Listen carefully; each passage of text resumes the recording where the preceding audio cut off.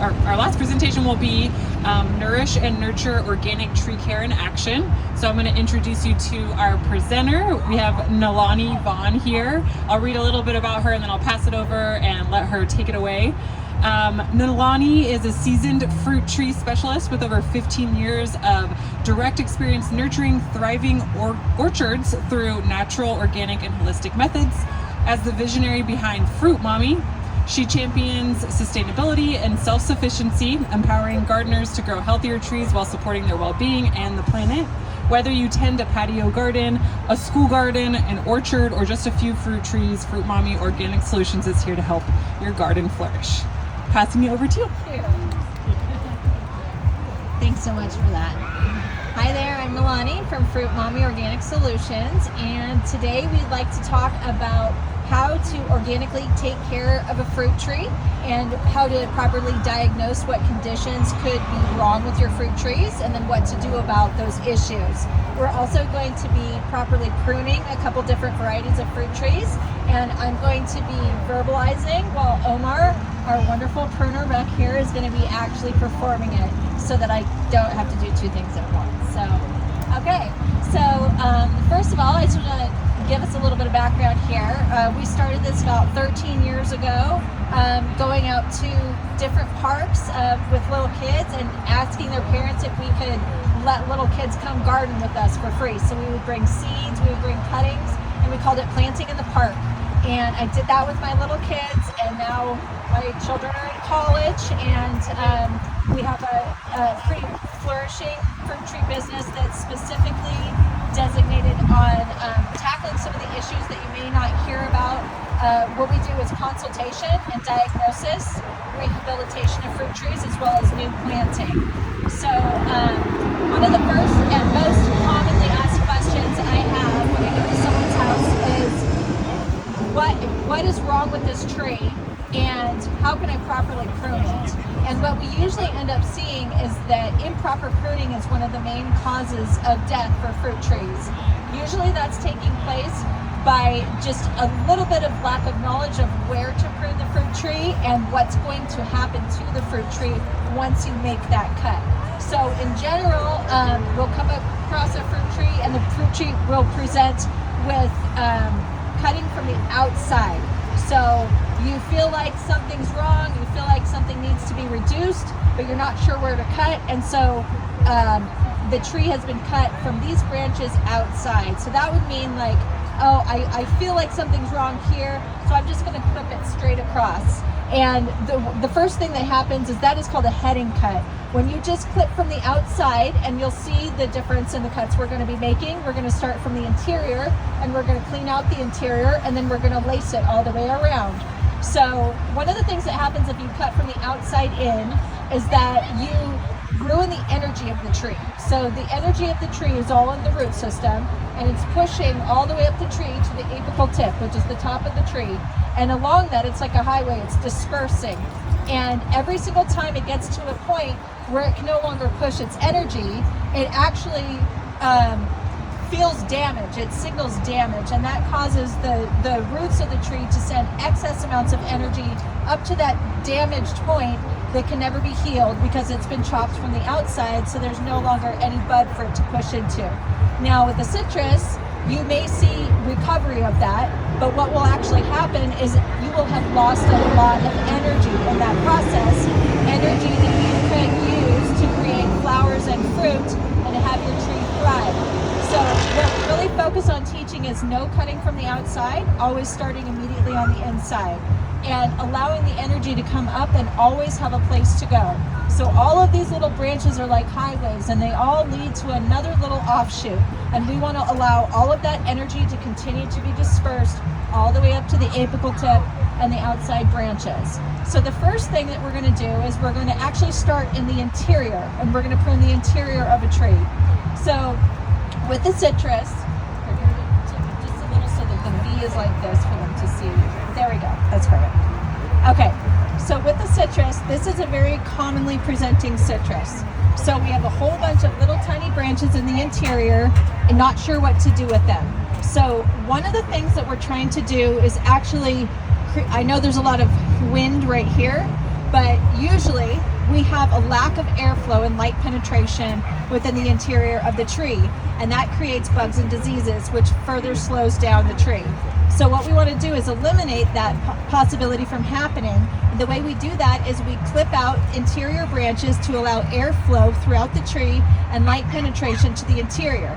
We would like to have no bugs or diseases in the interior, and we also want to eliminate those branches in the correct way so that it's pushing energy to the periphery where you're actually going to see the fruit. And that is where the sun is going to be hitting the fruit, and that's going to create the sugar conversion that you need to create a nice, juicy, tasting piece of fruit. So the first thing, let's actually do an incorrect cut. So the first thing that we're going to do is we're going to show you a heading cut. And we're just going to do a tiny little one because it pains me to even do it. Okay, so let's just chop from the outside. And this is what we don't want to do. We don't want to go around and just start taking, let's take a bunch of off and then we'll correct.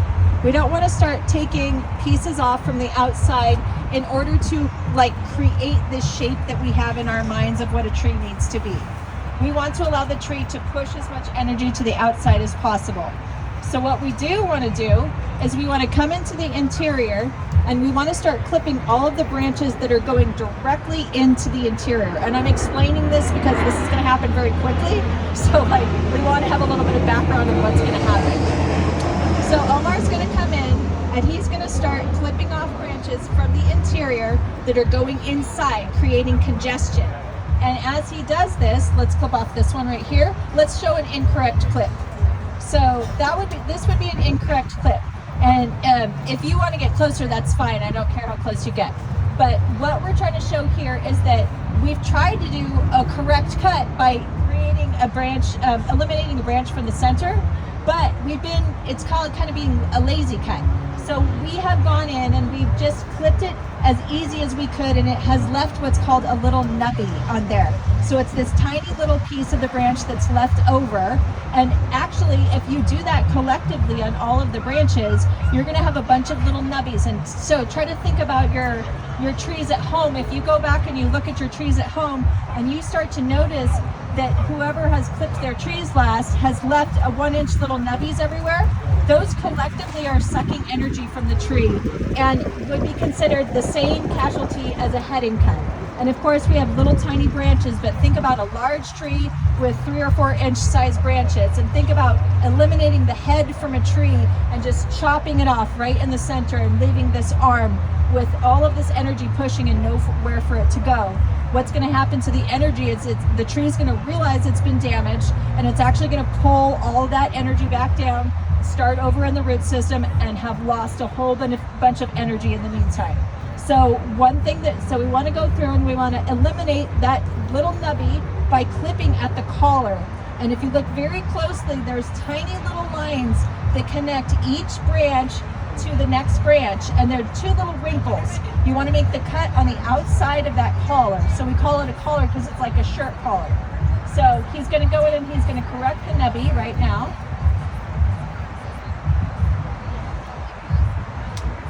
So now we have made a clean cut where we do not have, so what we have is the energy is going all the way up here, and we don't have a little nubby for the energy to pause at and be lost. Now this little clean cut that we made actually has memory cells right there that will easily heal, and the energy can go smoothly over that little cut that he made and keep going up into the next portion of the tree. At the same time, we've eliminated something that uses energy, but we haven't lost the energy. We've redistributed the energy to other parts of the tree. So now we're going to do that, and then we're going to use that same concept of no nubbies and cleaning out the interior to continue going on this tree. So he's going to be looking for branches that go from the outside lateral branches in towards the interior of the tree. So let's take off this one right here. Okay, and let's take off this one right here. And this has a ton of fruit and flowers on it right now.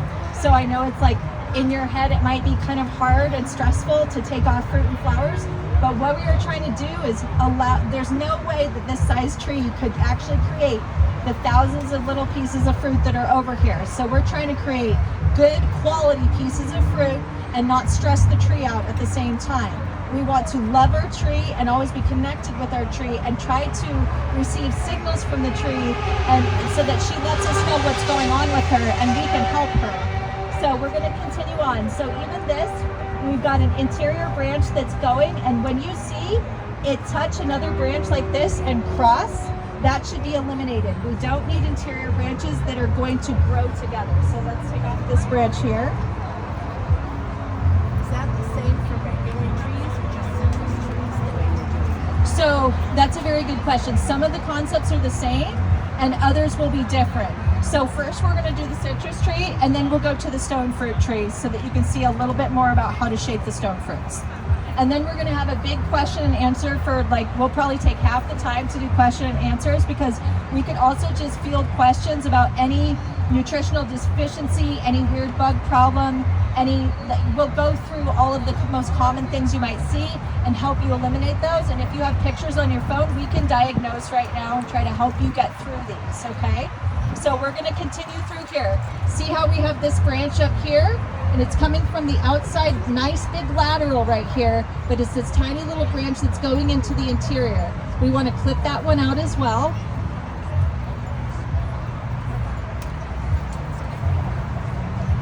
Okay, and now here's when it gets really scary, because we clipped little ones out and now we have to make big decisions. So we're still using our concept of interior clean and no crossing branches in the interior. So let's go ahead and clip this big boy out right here, because that branch, think about every branch turning into like a 3 or 4 inch thick branch.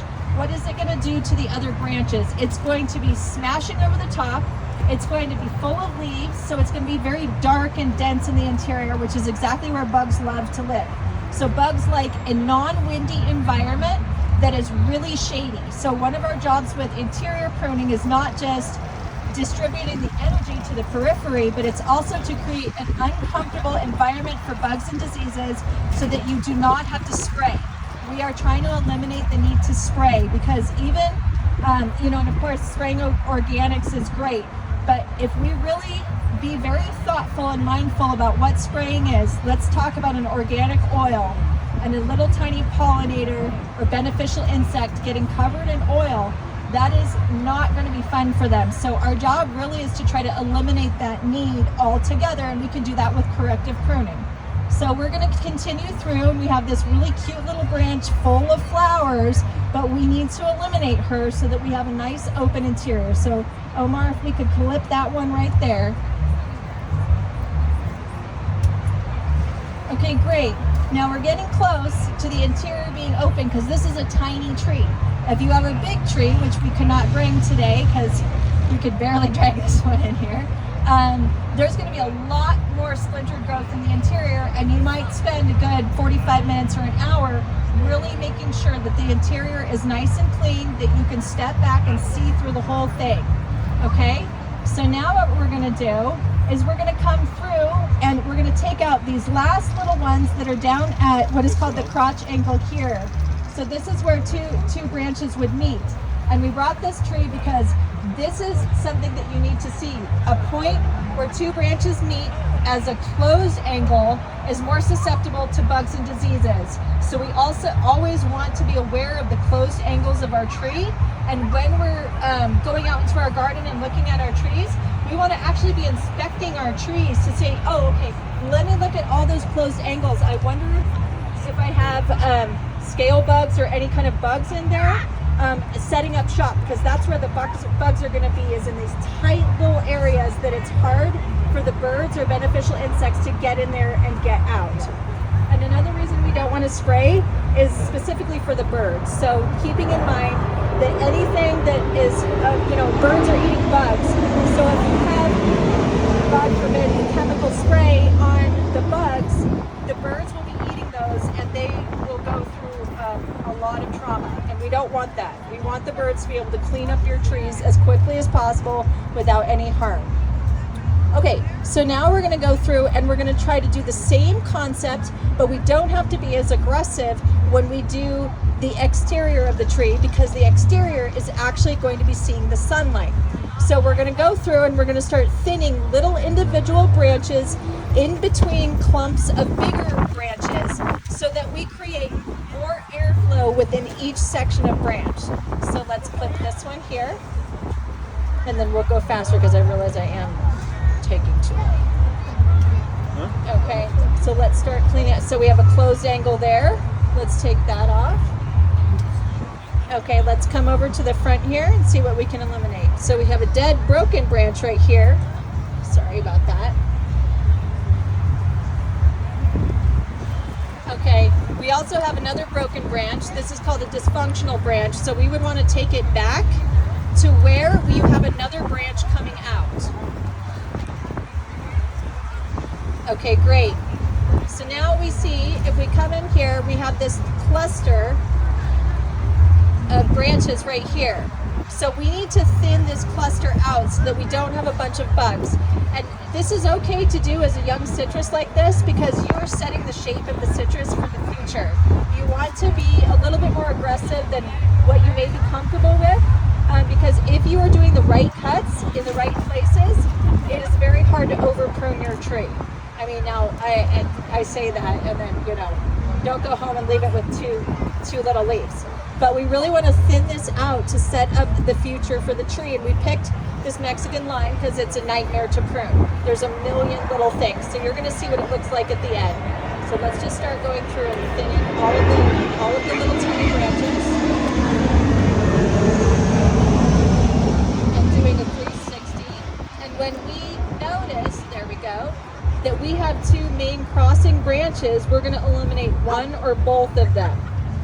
So if we just keep going through and kind of, this isn't the way, but one thing that we do is start at one place on the tree and just start to circle, Omar. Just start to go around and circle, and as you're circling, you're starting to thin out little branches in between these pockets of branches. So instead of there being like a whole bunch of little branches here, you're taking out a couple of the middle ones to increase the angle and the airflow on all of that little bunch.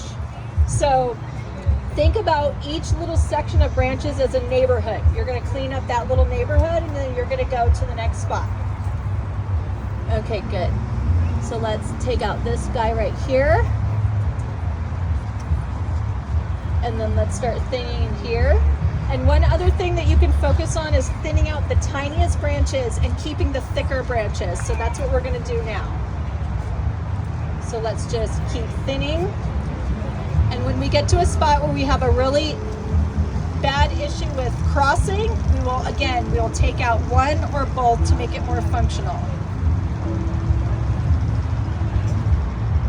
So we'll just give him a minute here to start thinning some out so that you can get an idea of what we're talking about. Let's do this section in here.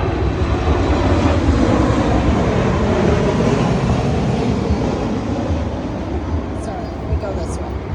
Okay.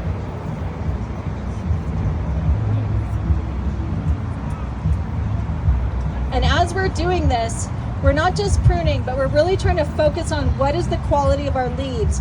Do we have leaves, like we picked a pretty healthy citrus tree, and what we wanted to do is bring a really unhealthy one, but we struggled with that. We struggled to find an unhealthy one. Yes, did you have a question? In the meanwhile, I kind of have a bunch of branches, kind of neglected it. Is there any ways to force the branch to grow underneath the damages? Okay, so it sounds like what you're saying is that you have like potentially a bunch of dead wood coming out and you want to bring back the new growth. Yeah. Okay. All of it's growing from the top and on the sides, but there's nothing growing in the bottom. And Okay, so that depends on what tree it is and what the growth pattern is of that tree. So this may be a tree that doesn't naturally want to grow straight off the trunk, that has a nice straight trunk and two main laterals. Yeah. Okay, so then if you're trying to encourage the tree to get down low, to have stimulated growth lower, you would be clipping from the top down, which stimulates the tree to get wide and low. And if you're trying to stimulate the tree to get taller, then you would be clipping like vertically up onto the trunk like that, and you'd probably be eliminating the lowest lateral branches. Did she say that like there's a lot? It's tall, straight, and everything. It's yellow lines, or it has sour path, but let's just say it's been neglected to the branches are brown, dead, and just very scattered. Okay, And so there's just no growth growing from the bottom anymore. So I don't know if there's a way of grafting or. I see. cutting all the So dead.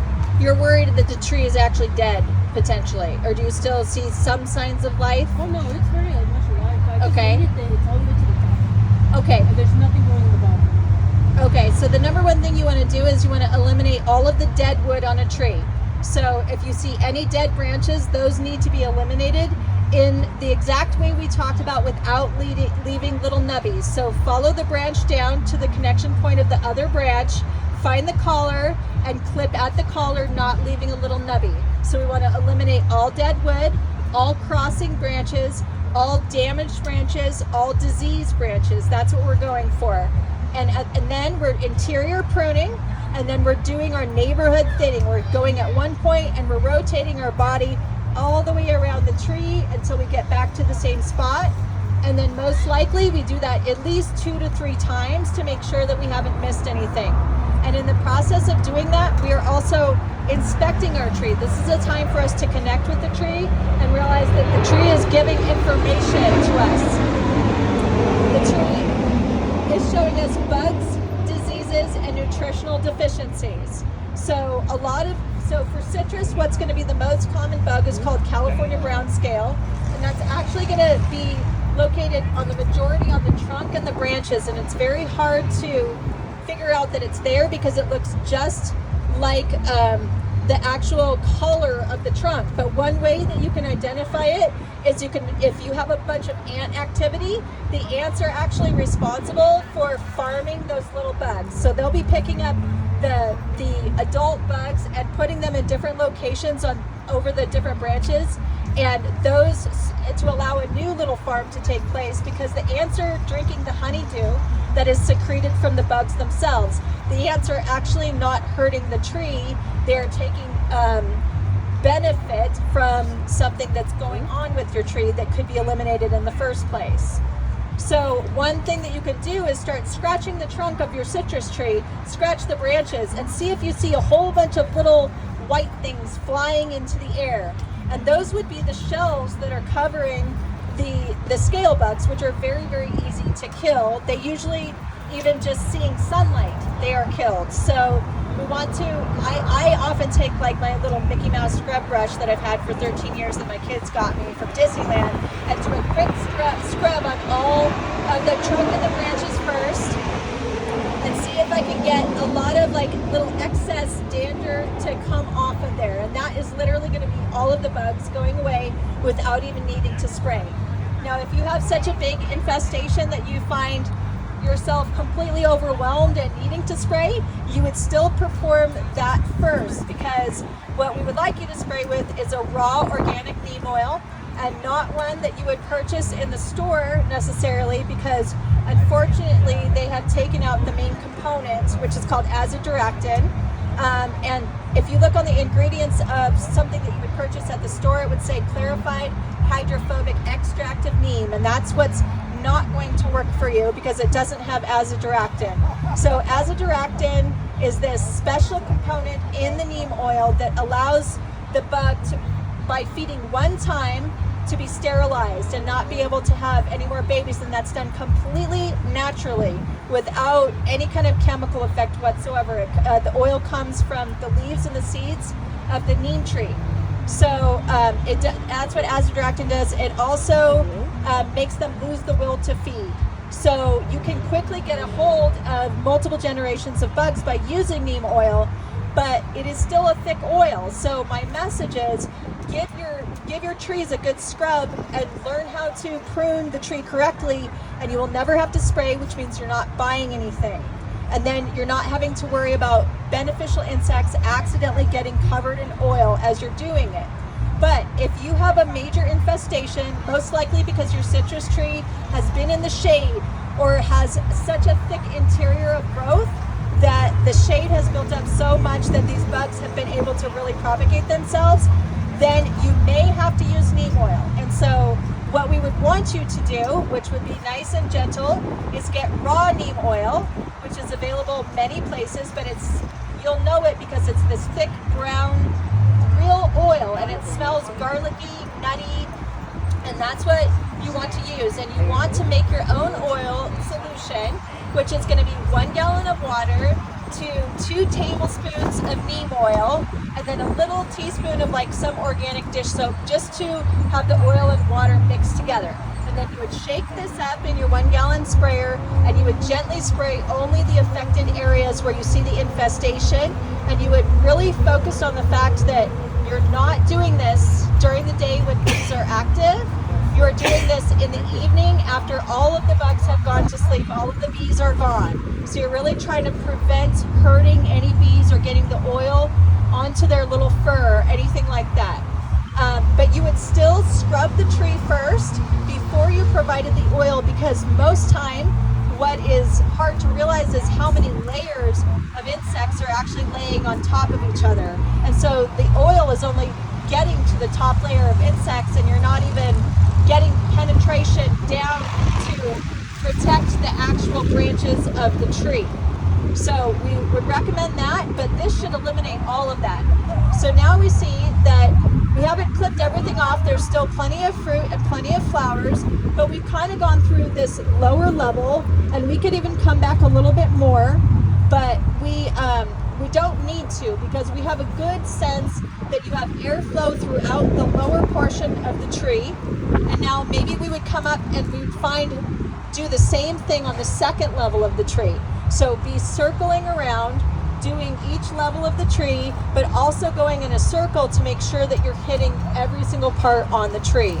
So I think that we could go in here and we could clean some of this up in here, and we could also clean some of this up over here, and then maybe in the back just a little bit. But in general, we now have a bigger sense, and again, we chose the hardest citrus to prune as the example. So a Mexican lime has 1 million little branches to it, but other citrus won't have quite so many branches, and then other trees in general, you're not going to be dealing with so much splintered growth. So the idea is that we have all the branches kind of have a little place to live in life. They have their own direction that they can grow. They're being hit by the sun, and we have nice airflow, and our interior is nice and clean. I can put my hand in here without getting it scratched up, which this thing is very thorny. So we want to be able to put our hands into the center here and have it nice and clean. Now this is more of the look of the citrus tree that you're going for. And some people want to be a little bit more aggressive. Other people, it's really hard to make even one cut on your tree in the first place. So just the best you can do is the best you can do, and everybody has their own pruning style. But in general, you're going for about 15 to 20% of the tree, unless the tree is completely infested and has a lot of dead wood. And then you would be eliminating all of the dead wood and really doing a little bit harder prune on the tree. So now I think that we can be finished on this tree. We'll leave this over here so that after the demonstration, you can come look at the tree and ask specific questions on actually what he did, because it may have been very hard to see even from the back there. So now we're going to show you a different type of tree.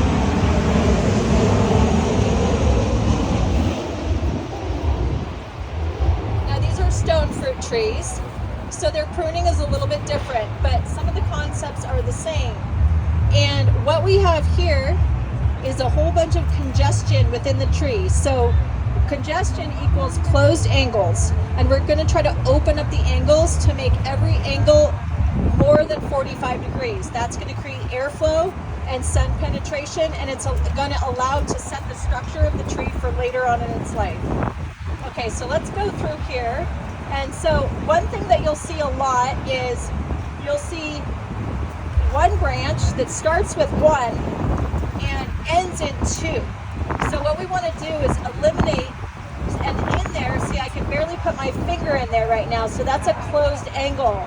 So we want to make that angle bigger. That will reduce the bugs, and it will also accentuate the energy flow to the larger branches because we need structural branches on a stone fruit. So Omar, if we can clip this one here.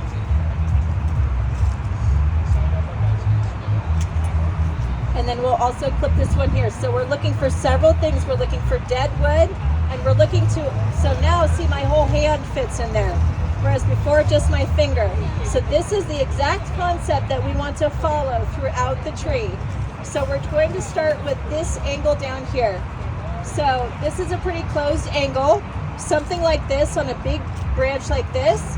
You could even, one great thing we like to do is take a paint stick, like a paint stirring stick, and cut little notches on either end and actually start pushing the tree out, because this is a beautiful lateral branch and it's an equalizer branch for this one, but it still has a closed angle down there. So this is how you deal with a branch that's a nice lateral, a balancing branch, but still has a closed angle. We would want to increase that by putting just a little stick in there. You could also tie a little ribbon here and tie it to something to just open the angle just a little bit. And in a few months, that branch will have set open and the angle will be nice and increased. But if we look up here to the top part of this, we have a ton of congestion and this needs to be cleaned up. So we're going to take out all of this stuff in here that's bad angles, and what we want is for the tree to go up and out, always up and out. So all of our angles focus on the energy going outside. So he's not only taking off a few congested branches, but along the way we're finding a couple little nubbies. Here's a great example. This was a previous clip that was clipped randomly, so there was probably a branch here in the way. Someone clipped it, but this little nubby was left. Can everybody see that? See this little guy? Okay, so we want to notice those things if we're doing the other branches and be clipping those at the same time. So let's go ahead and take off that little nubby. Okay, so now let's notice that we have the nice branch going up and out, but we also have something coming in and congesting here. So we're going to have to take out this whole branch down here. Okay, so now we have this branch starting down here, coming up and kicking out. We want to tell the tree to grow like this.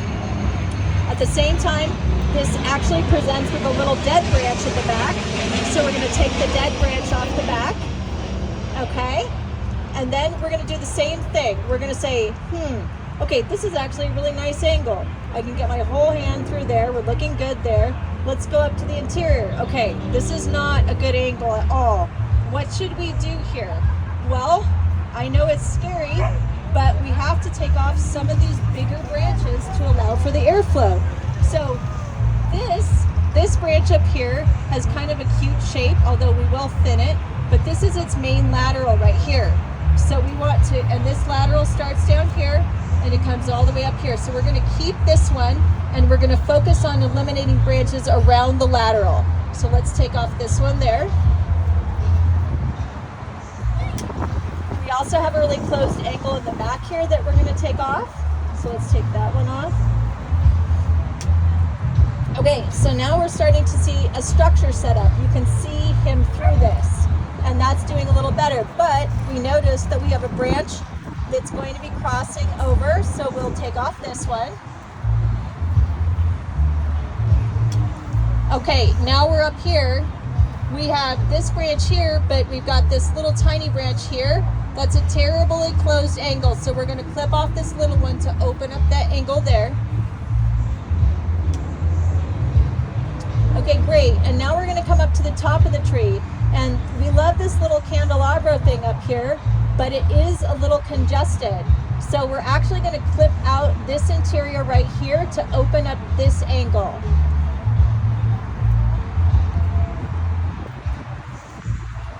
Okay, there. And now we look at it and we say, okay, it's pretty good on the angles.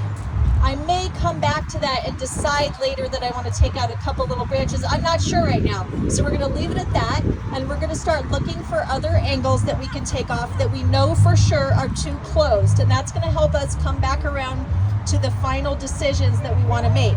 So let's come up here, Omar, because this is a really obvious one. we've got this one branch splitting off into two branches. But one of these branches really has a nice kick out to it. So we're going to take off the straight branch so that we can kick energy out into the wider angle branch. Okay, so now we have that guy. So now let's come down here and see this. Okay, so we have, this guy is nice right here, but we have a little bit of congestion back here, and we also have some dead wood. So we will be clipping off this little piece of dead wood, but it has to go to a bud, a leaf bud. So here we have a pocket of leaves. We're going to clip off it's actually not dead, but it's nutritionally deficient. So we see as the color is getting yellow and it's starting to fade of life. So we want to prevent the tree from having to use so much energy trying to heal that piece. We're going to just take it off so the tree doesn't have to worry about it. Okay, so now we come down and we look again. Okay, we still have a bad angle in here, so we're going to take off one of these two little branches. And remember, when we're taking off branches, we're never leaving nubbies, we're always cutting at the collar. Okay, great. So now we can feel more comfortable because I can put my hand in there and there's nothing at the back side. So let's come down here, and this tree is actually leaning, so it's kind of hard to see. Okay, so what I can see right here is that, okay, I have this, I've got one branch going into two, and one has a nice kick out, and one is going straight up. But our job is to always open up the angles, so we're going to take out the straight up one and let the energy go out into this branch that's kicking out to the side. Because this is going to, when this tree is huge, we're going to have this nice lateral balancing branch over to the side. And what that's actually made me realize as I'm looking at it is, oh wow, I have a major problem right here in the center. I have two thick branches that are literally crossing each other and rubbing. And the reason that's going to be a problem is because when the bark rubs together, it opens up the cambium. The cambium is open to the air. The cambium is the life force of the tree. So it's basically like a little straw that runs underneath the bark, and it's sending up all the nutrients and all the water to be dispersed throughout the tree.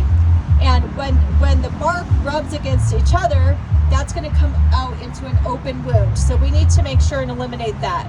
So when we're trying to make a choice, we're trying to make a good choice. And what we want to do is choose the open angle. So we're going to cut off the closed angle.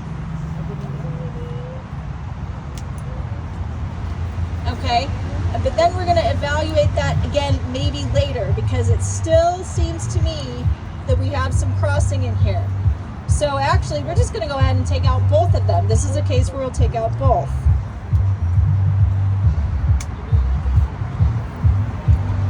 Okay, great. So now we're coming over here, and at the same time we want to notice that we're creating kind of a little theme which makes our tree look beautiful, which is up and out, up and out.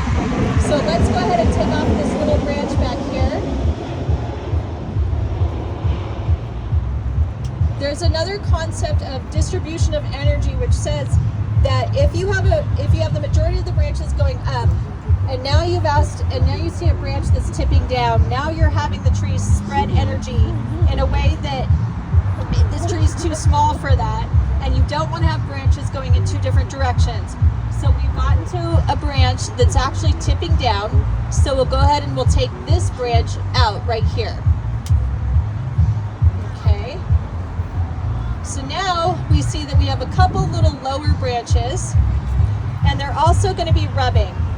Actually, it's one. So we're going to go ahead and take out this lower branch for the back there. Okay, so now we're starting to get a little bit of a structure going, but we need to do some work over on this side. So again, we're going to follow this sweeping angles, and we can see that we have a nice sweeping angle here, and then we can accentuate this to go out here. So we're going to eliminate the little branches in the interior of this little neighborhood. Okay, so now it's nice and open, and now we're going to come up here and see we've got another closed angle. So this guy's kicking out more this way, so we're going to take off this one right here.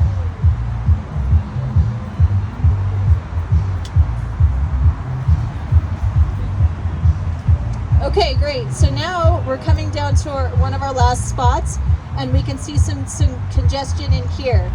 And I'm also noticing that we kind of have a nice sweep back here. So maybe we want to keep this sweep and we want to take out this entire chunk here to allow this to be a nice open neighborhood here. So let's take out this whole piece here.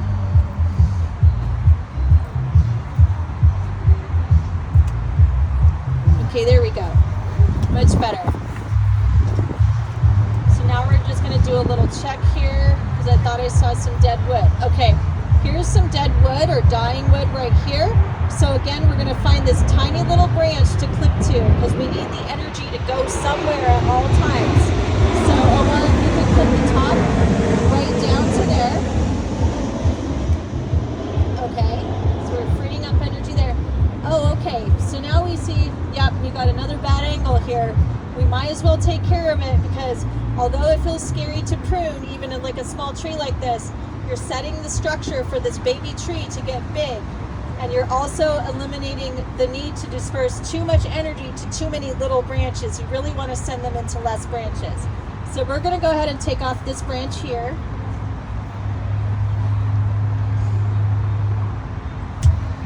And so now I'm feeling better about this area up here too. And then if we come to the back here, we know that we wanted to bend this main lateral out because you will have a lot of branches that don't follow the rules. So yeah, I can get my finger in there, but we want more than that. So, but this is also a main lateral branch. So we're going to use the concept of bending. And then I see this little guy back here. And the thing is, it's kind of coming in, but if you were to be back here, you would see that this tree is very flat in the back. So if you wanted to use this tree as an espalier application, which means flat back, and you just wanted to grow them out front, that would be fine. Most people aren't doing that. They want a tree to be full 360. So we're actually going to leave this tiny little branch back here to allow it to fill out and recover up to here. So it's the only little branch kicking out in the back. So it's going to get a lot of energy and it's going to create a nice big branch right here. So this is more what the tree should look like after you're done pruning it. You have nice angles that you've created. Not everything is perfect, but or symmetrical, but that's okay. It's not going to be. That's because this is a living creature and every tree presents differently. But you have a lot of airflow and you've set the tree up well for the future. Okay, so I think we'll be done with that one. I'm sure. Oh yeah. Okay. There we go.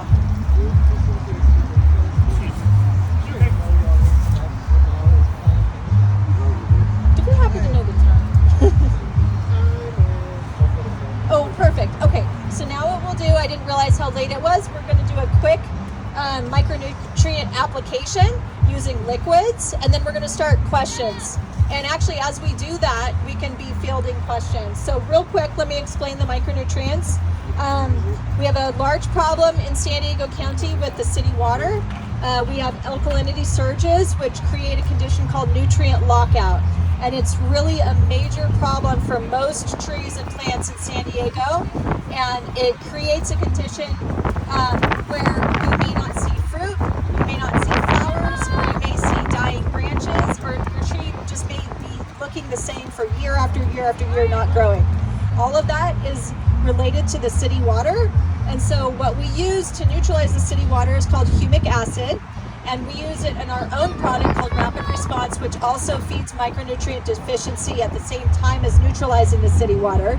But we just want to show you a quick application of using 1 teaspoon of the Rapid Response, which is a water-soluble powder, something that turns into liquid. It doesn't need to be ours, but in general, something good to know is that a liquid is available immediately to a fruit tree, so that type of nutrition the tree can utilize immediately, whereas a dry meal fertilizer is a slow-released fertilizer, and you actually need both of them. But if you have a tree in crisis, you always want to choose liquids, because liquids will take it out of its deficiency and out of its crisis before it has a chance to die, basically.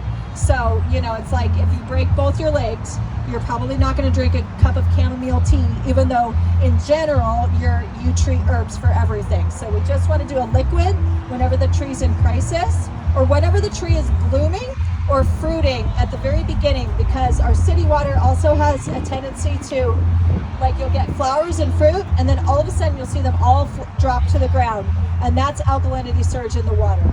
So we're just going to be providing 1 teaspoon into a gallon and watering the tree with it 1 time per week. That's it. That's all you need to do. And we usually do it on a much larger scale, which means we use 5-gallon Home Depot buckets, and we do several teaspoons into the Home Depot bucket, and then we water multiple trees at one time to make it very fast. So since this is water soluble, it's going to mix instantly. We're just going to put the cap on there. Shake it around a little bit. And we were going to prune this one, but we just don't have quite the time because I've been talking too long, so sorry about that. Rapid response. And we'll be around to give you any info that you need. We have flyers and we have a big booth over there.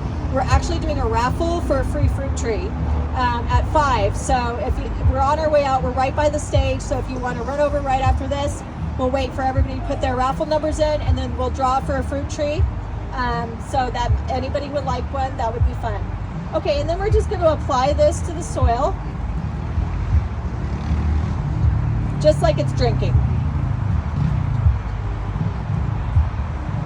And you won't need more than a gallon for a fruit tree of this size.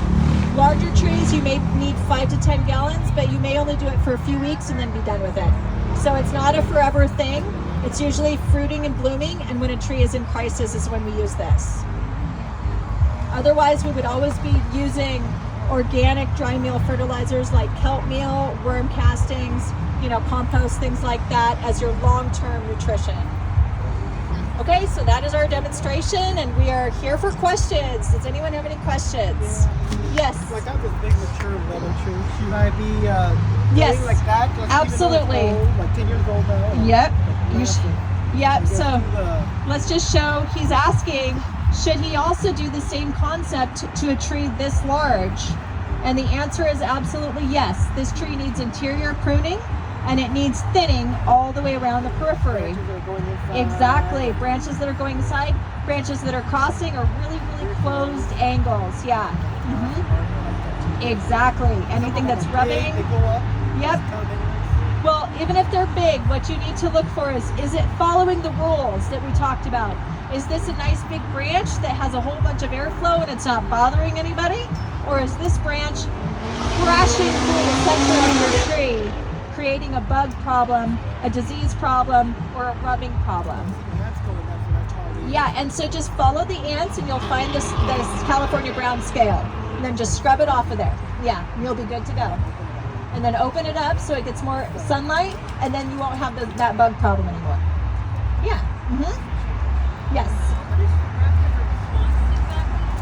Yes. Rapid response is, it's the name of the product that we were using to neutralize the city water and also feed micronutrients to the fruit tree. Can that be used on regular fruits? Yes, it can be used on all trees, all veggies, house plants, any regular plant. The only plants that don't need it are plants that really stress out with nitrogen. So I would say like really woody old rosemary bushes or something like that. Succulents? That's about it. Oh, succulents love it. And where do you find it to buy it? It's on our website right now. We also have it over at the at our table. And we are currently on Amazon, although I know we're going through a little crisis of whether or not to use Amazon. So we definitely have it available on our website as well. We have multiple different, it's $25 and it'll make 45 gallons. Yes, did you have a question? Yeah. Yes, the issue with the city water is that it's too alkaline for most plants, and also that it fluctuates. So what will happen is that it will be going along okay, everything will be fine, and because of how much chemicals they put into the city water, we'll get an alkalinity surge where it really spikes, and that not only fries the root system of many plants and fruit trees, but it also creates a condition called nutrient lockout. So you could actually be fertilizing really well, and those nutrients are not being able to be uptaked into the tree's system because the pH range is off. It's too high, yes. So we don't want to necessarily like drop the pH. What we want to use is a product that neutralizes it and just brings it back down to neutral, which is around 7. Yeah. Any other questions? I have an aloe vera plant that has multiplied. How do I transplant it? Oh yeah, absolutely. So when it's multiplied, you want to take the smaller plants around it.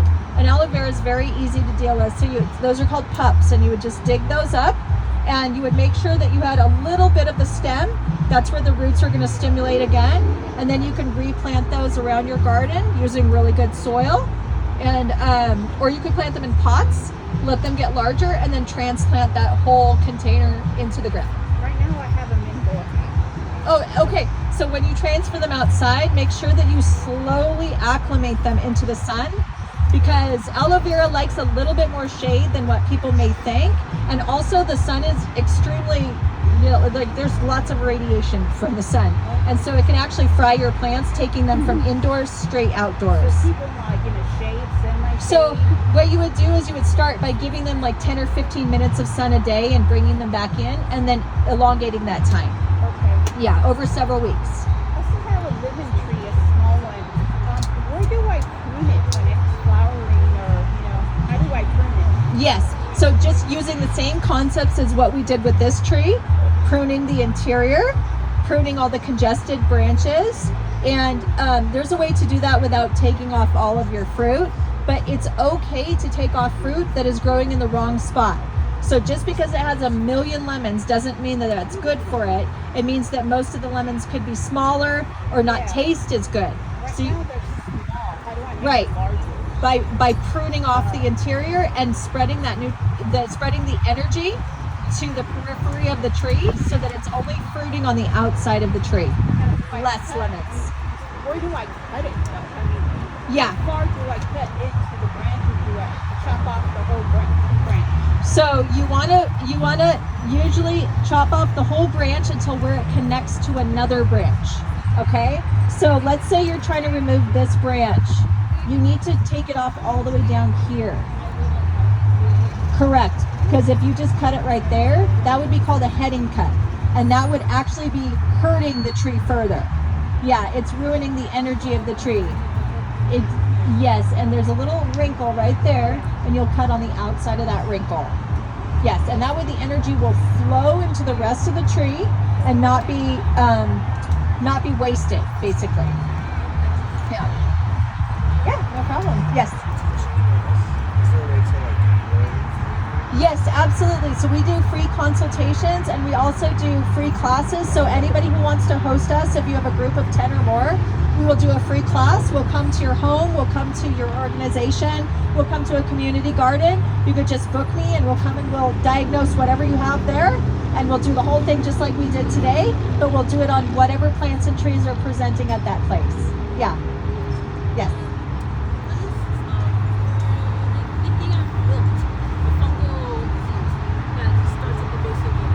Is that what you have? Okay, so that's usually a condition of overwatering or watering too much at the base of the tree or plant, okay? So you want to, verticillium wilt is a fungus, so you're going to need to treat with a fungicide like neem oil, but most importantly, you need to have a period of dry out. So most people are watering fruit trees on a schedule of several times per week for a couple minutes, and we would encourage people to completely change that around. And let's say you have your trees on a timer and they're watering 3 days a week for 8 minutes or something. You want to change that schedule to watering 1 day per week for 24 minutes, so that the tree gets a deep and infrequent watering, because the tree needs oxygen going to the root system.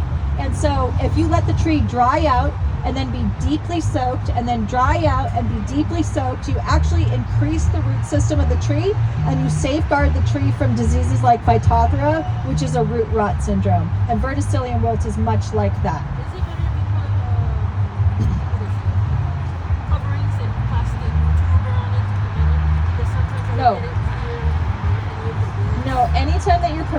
covering, which is trapping it away from airflow, you're increasing the potential chance for more fungal growth. So you want to keep this open, airy, and let the sun take care of that. There very well could be something wrong with your soil. Most soil is highly contaminated. Yes. Yes. How do you save a citrus tree? It's supposed to be orange and it's really sour. Can you Okay. any remedies for that? So usually sour means no sugar conversion, and sugar conversion happens in the last 2 weeks or so, maybe a little bit longer, 3 weeks of the fruit ripening. So if you're noticing that your fruit is sour, that means that it did not have enough micronutrients to actually make it all the way to the sugar conversion. So you would need to be fertilizing more with an organic fertilizer. Chemical fertilizers actually sterilize the soil and create a dependency, and also sterile soil long term will actually begin to take the tree down. Yeah. Yes. Yes. Definitely. Yes. Coconut husk is fine. Coconut husk is good because it's antibacterial, microbial. No, yeah. I have a potted fire lemon. Yes. I'm supposed to be watering it for 24 minutes. No, that was an example. So if whatever your watering schedule is, what we're trying to do is have you visualize the correct watering schedule, which is going to be infrequent watering of your citrus rather than multiple times per week. I do it once a week. Once a week is great. And how much water do I put? Well, that depends on how big the tree is and the condition of your soil.